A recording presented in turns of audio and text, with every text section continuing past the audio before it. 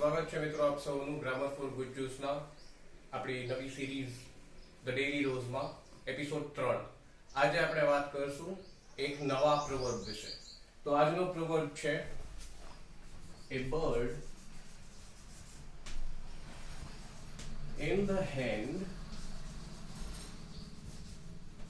is worth two in the bush. A bird in the hand is worth two in the bush. આ કહેવતનો literal meaning કંઈક આવું થાય છે કે હાથમાં રહેલું એક પક્ષી એ ઝાડીમાં રહેલા બે પક્ષી હોવા કરતા સારું છે. તો એનો આપણે અર્થ સમજીએ. Never drop anything to pursue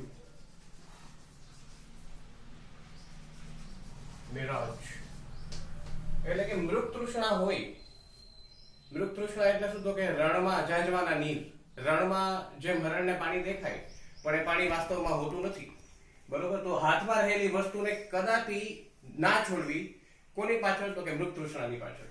આના જેવી પેરેલલ આપણે કહેવતો જોઈએ. એક કહેવત બિલકુલ તદ્દન આના જેવી છે, પણ એમાં એ બર્ડની જગ્યાએ આપણે બે પક્ષીની વાત કરીએ છીએ. Two birds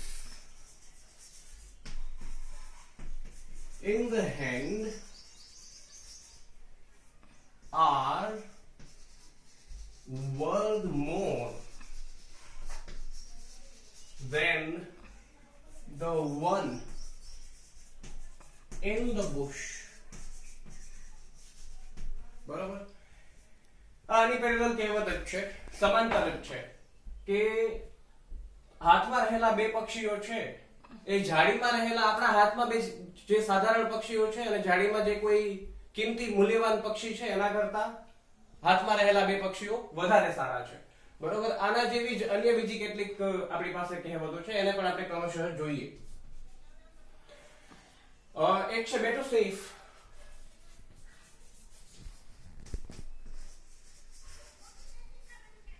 than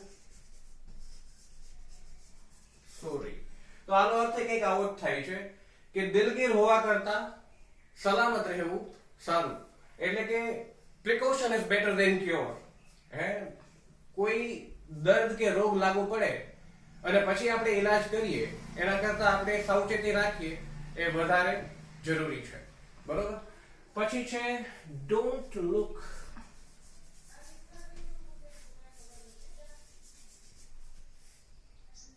the gift horse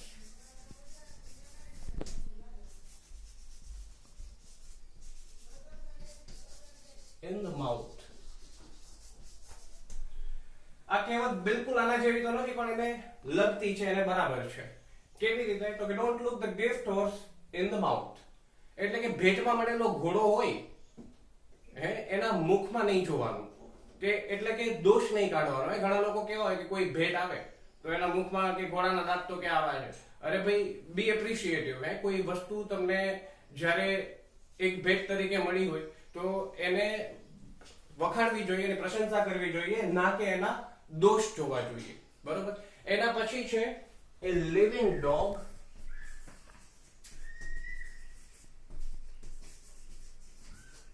is better than